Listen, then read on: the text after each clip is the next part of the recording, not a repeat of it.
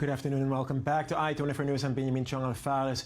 We continue with the developing report on Egypt Air Flight MSR 181 flying from the Mediterranean coastal city of Alexandria to Cairo, Egypt, which was hijacked with 81 passengers and 7 crew members on board, including 10 U.S. citizens and 8 British nationals.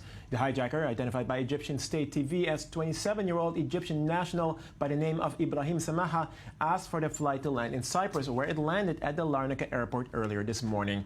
According to Egypt Air, all passengers except for 4 foreign citizens and crew members were allowed to leave the plane. The president of Cyprus, Nikos Anastasiades, said the event was not related to terror. Earlier, there was a report from the hijacker that he had on an explosive bell, but those reports were not confirmed. And we're joined now on the set by Shai Ben-Ari, I-24 correspondent, with more updates regarding this report. Right. The latest information is that 4 to 5 more passengers were also seen, apparently disembarking and getting off this Egypt Air plane, which is still sitting on the tarmac. And as far as we know, the hijacker himself is still inside. It's not exactly clear who else at this stage is still left inside the airport. Earlier, there was, of course, a report that 4 foreign passengers were still on the plane. These may be the people who have just reported to have been disembarked. There's also a report of 7 crew members still being on board. Earlier, of course, we did see images of a lot of people being released, apparently about 49 people. Now, it has to be said, there are more and more indications that this has little to do with terrorism. In fact, the Egyptian Foreign Ministry has been quoted with an interesting quote saying this is not a terrorist but an idiot. Also, the Cypriot president, Nikos Anastasiades, has said this is not something that has to do with terrorism. So I think it's a bit of a relief for everyone following this event.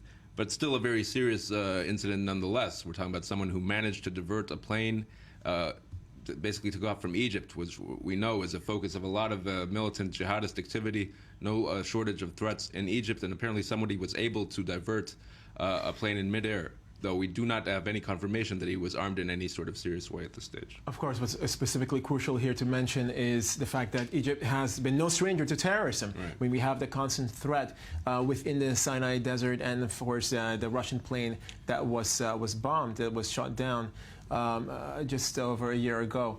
Right. In that case, you were talking about apparently very severe faults that were taken advantage of at the airport in Sharm el-Sheikh. Here we're talking, first of all, about a different airport, but also, again, there may be a situation here where somebody was able to divert a plane using the threats alone. Not maybe you could say empty threats, but there's no indication at this stage that this person was even armed. There were earlier reports, perhaps, of a suicide belt being worn. He may have encouraged that sort of impression.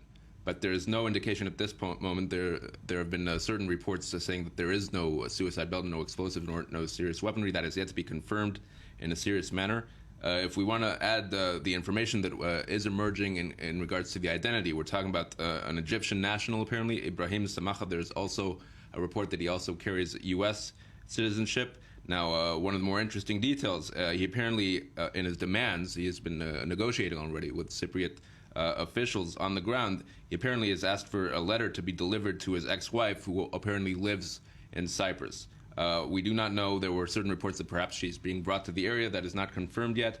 But we're talking about some sort of drama that is perhaps more personal than security-related. Now, earlier, there had also been a report that he was asking for asylum in Cyprus. Now, if he were a U.S. national, why would he ask for asylum in Cyprus? Right, It doesn't seem to make sense. Yeah, we do not know the details too much, but this may have something to do with his own personal background.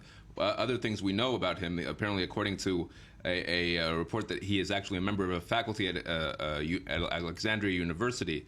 Veterinary medicine, if I'm not mistaken. Right, indeed, head of the food health department there. That is according to a listing found online of that university that at least matches his name. So that is yet to be confirmed by any official sort of authority. But there is a lot of speculation as regards to his own background, and there are more and more details emerging of a personal sort of affair here in terms of his wife and some sort of connection to Cyprus. Perhaps a will for political asylum, but that is yet to be confirmed and not too clear at this stage. Now, being that there's no actual confirmation yet of his ex-wife, Marina Parashko, being involved in the negotiations with him right now, we did see 5 people leave the plane, as you mentioned. Now, we heard before that there were 4 or 5 foreign nationals and 7, of course, crew members. So the number is dwindling. We're presumably getting closer to the resolution of the situation. What do we see happening now in terms of security on the airport? Well, I'm sure they'll be taking every precaution. One of the earlier, apparently, demands of the hijacker himself was that all security be kept at a certain distance from the plane itself. But it appears that the threat is certainly not as bad as was feared. This is not looking like a terrorist incident. Everybody with this kind of incident perhaps immediately thinks of the Islamic State, which has a certain presence in Egyptian territory. But this certainly does not appear to be the case now. And in terms of the security operation, I would say it's a much less sensitive situation than was at first feared. And indeed, the potential damage is dwindling by the moment as we see more and more people disembark from the plane.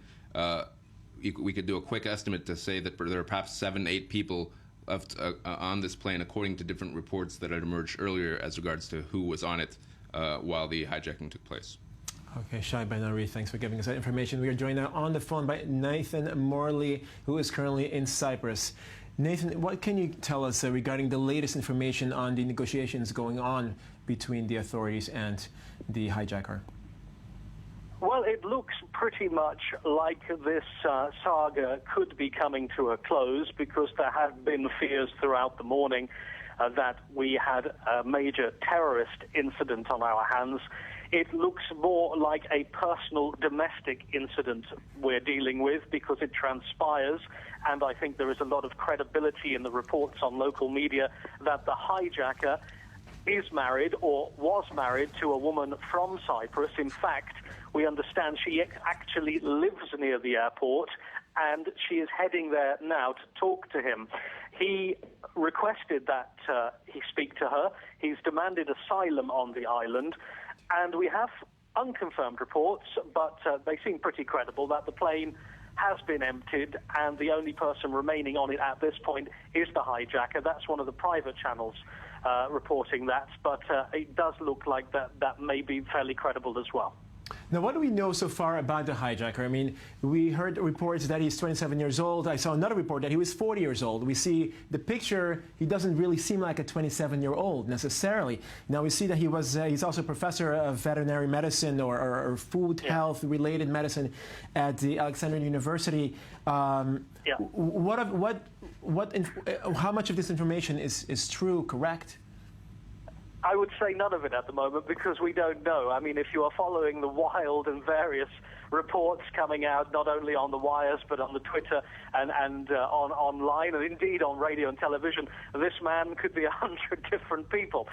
We've had reports originally, well, of half an hour ago, that he was from Libya, that he was 27, then he was 42, that he was married, he was single. We don't know, and the Egyptian media have been giving a different name to one which was given in the Cypriot media. I think we really have to wait for the foreign ministry to actually make an announcement at Larnaca airport. I think they're under some pressure to do that now, because it looks like the situation is drawing to a conclusion, but they haven't said anything for about half an hour.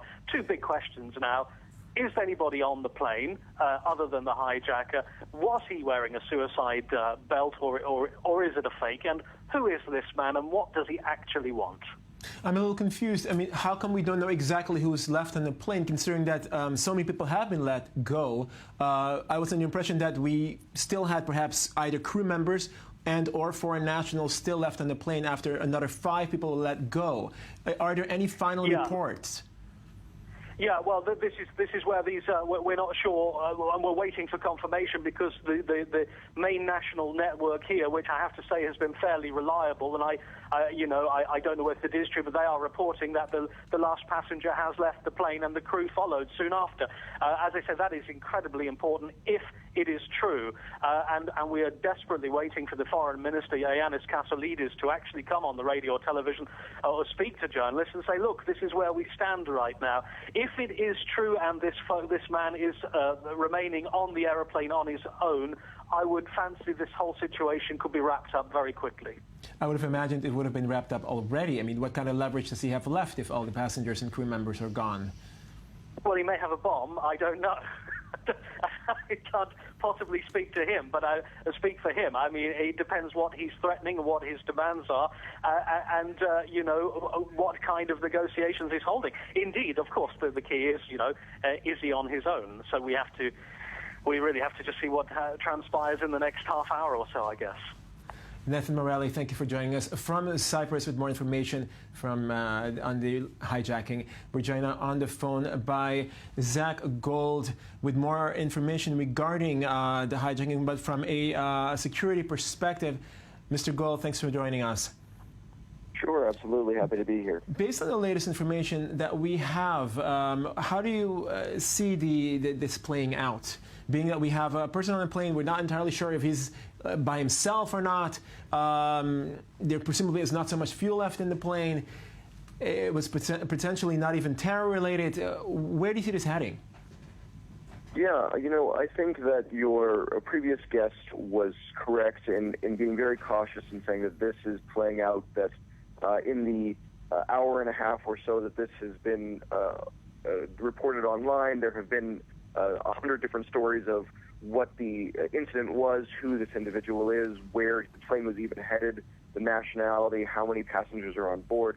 All of these things have been questioned, and so it is continuing to be a developing story. I think the important thing to note is that it really has been handled well by Egypt Air and by the Cypriots.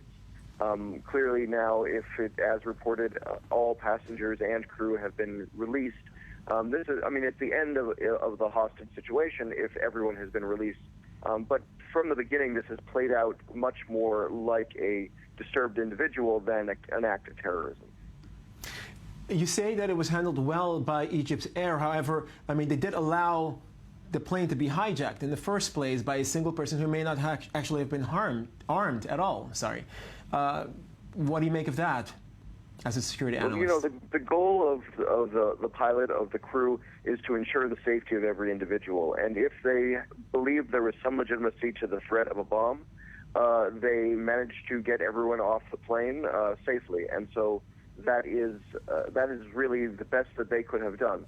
Did they have to divert the plane? Was the plane hijacked? Yes. And that is a concern and should be a continuing concern. But again, everyone is walking off safely. And so I think that there needs to be a larger assessment afterwards, especially if this individual managed to get an explosive on board. However, to this point, it appears that there are no explosives involved, and that was sort of just an immediate reaction that 5 months after a major bombing from a plane that left an Egyptian airport, there's still suspicion that explosives can be brought on board. And that's certainly a major knock to Egypt. But it appears that in this case, it was simply a disturbed individual who claimed to have an explosive. And we have yet to see that he actually did.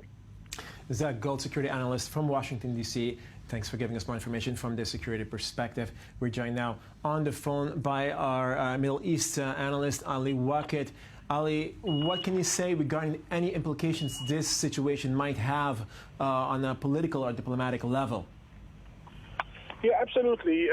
Since the beginning of the international attention towards the Islamic State, the Egyptians were warning all the time that ISIS is a bigger story than a story that should be reduced to Syria and Iraq. The Egyptian President Abdel Fattah Sisi kept yelling all the time that ISIS is presenting a danger not only to this part of the Middle East, but also to Egypt, to North Africa, and elsewhere in the world.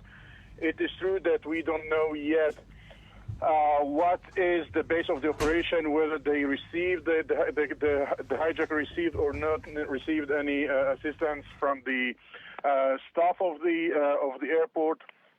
But for the Egyptians, it is one more very painful proof that there should be a international strategy fighting the Islamic State, and that the world should understand that the Islamic State is not a danger for Palmyra or Mosul or this or that city, but an international phenomenon that demands an international cooperation. The Egyptians keep saying that as long as the international community will keep the situation as it is in Libya, Egypt will be in danger. They are saying that there is also a link between what is going in Libya and what is happening right now in Egypt, in Sinai.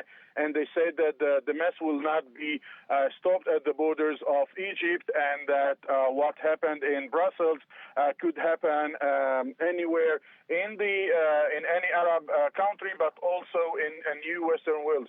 We are talking with in the last hour with jihadists, and they are saying that what they hear from is the following: is that the Islamic State in the last month invested a huge amount of resources in order to recruit elements, members of staffs that work in the international airports. Now, we don't know whether this is the case in this hijacking, but yes, there are more signs that show that this is something that was orchestrated by the Islamic State, and that once again the Islamic State received assistance from elements, from staff that were supposed to be responsible for the safety of the passenger, for the safety of the flights, etc.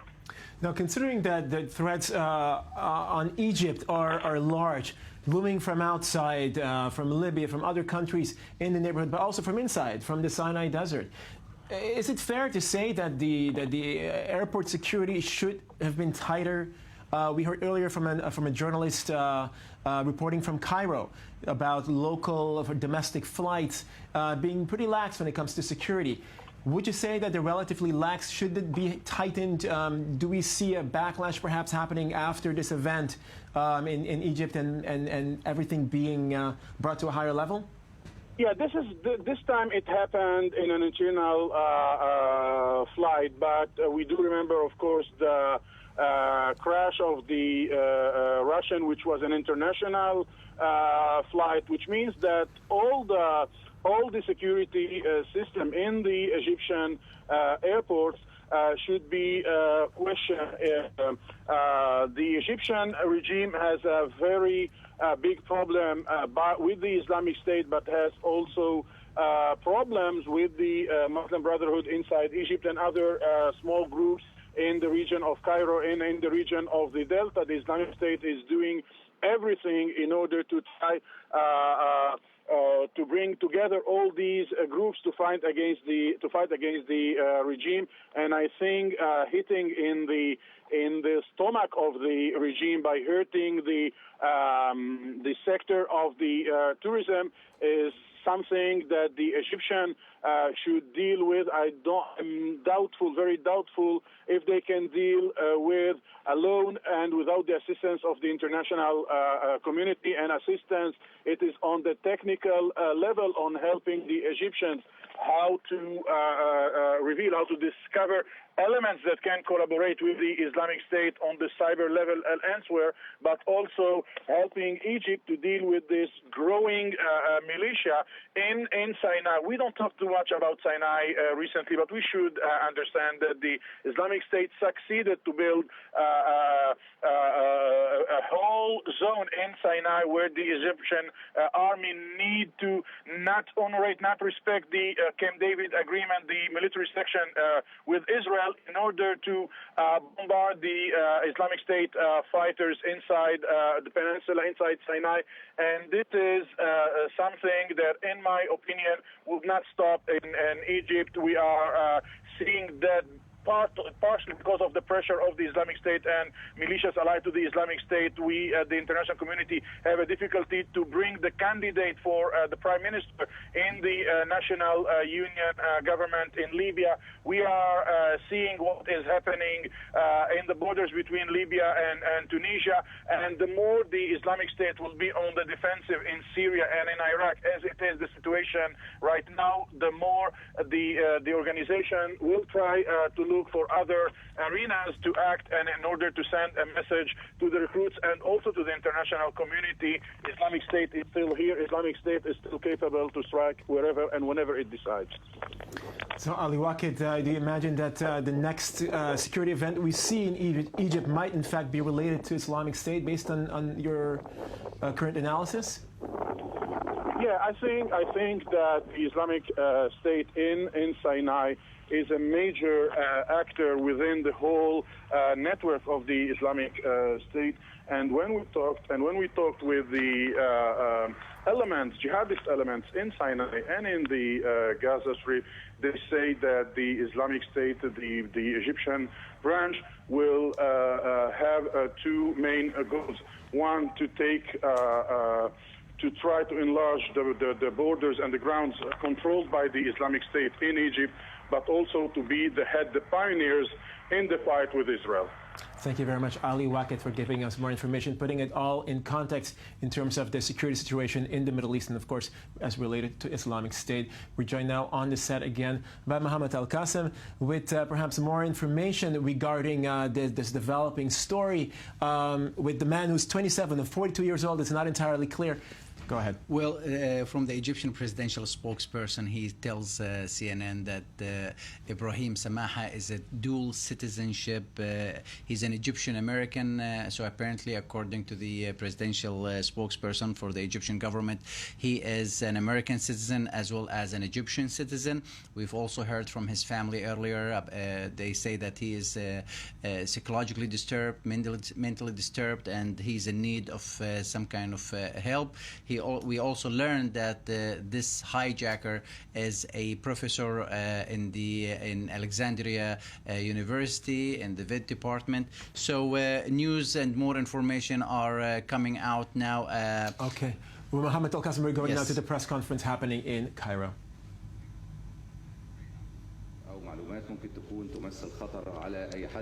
We don't need to give misinformation. I'm just going to talk about the information very quickly.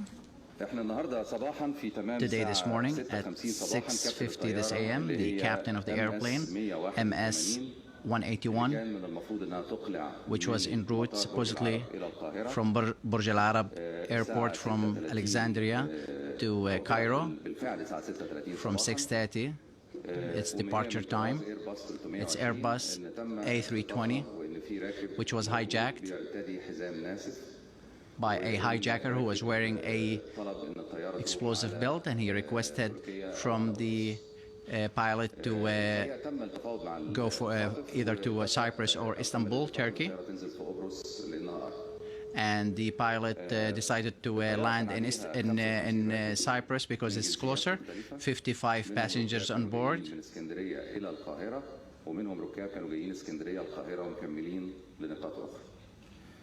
Passengers who were going back to Cairo or passengers who were leaving back to Cairo. At 7:05, we started to deal with this as a crisis at Egypt Air, Prime Minister, and the entire operation team, and we started to follow the situation. Here's what we have. At 7:50, the airplane arrived at Larnaca airport in Cyprus. After that, negotiations started with the hijacker. According to what we have, and we have credible sources, he did not have a gun or anything else. He says that he is wearing explosive belt, but we don't know that for a fact. But we are dealing with it for the protection of the passengers and the crew on the airplane. We're dealing with it as a dangerous situation. During the negotiations with the hijacker, here's what we know and here's what's going on the airplane. There are only 7 people on the airplane: the captain, his assistant, flight attendant,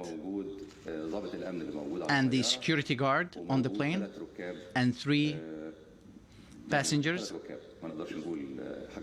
I can't say there anything more about them. I can't talk about their nationalities.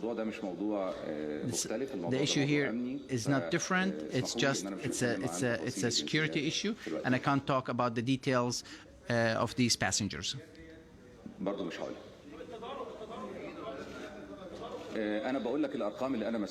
I tell you about the numbers that I know for a fact, and that's what I have. I can't speculate about anything else.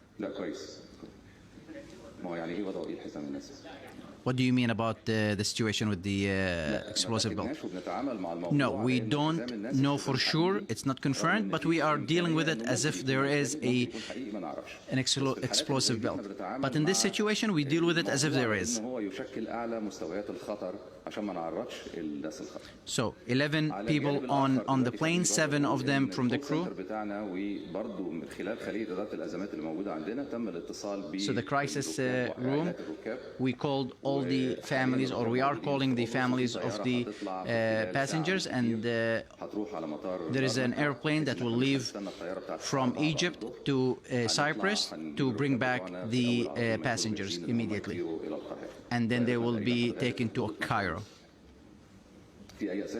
Any questions?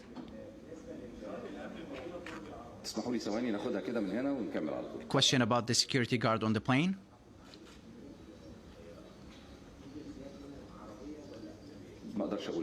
I can't talk about the nationalities.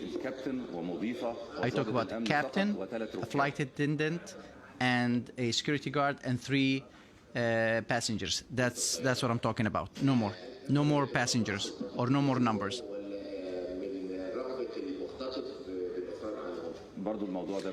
I will not count on the ex-wife of the hijacker. Let's not worry about that. We're just dealing with the airplane, and inside the plane it has the crew, the captain, his assistant, security guard, flight attendant, and 3 passengers.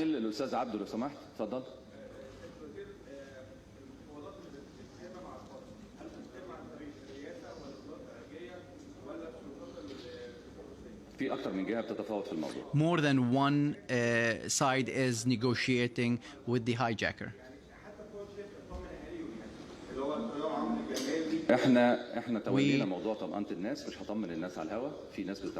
Our job is to calm the families, and that's our responsibility. And we are very protective and guarding them.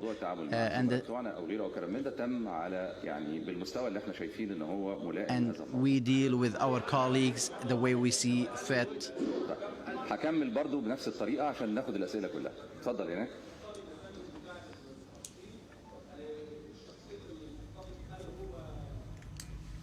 Well, that's all we have time for now. Join us again at the top of the hour. Of course, big thank you to our guests, Shai Ben Ari and Mohammed Al Qasim. Thank you for giving us more information regarding this developing story with the hijacked plane that landed in Cyprus. Thank you very much for watching.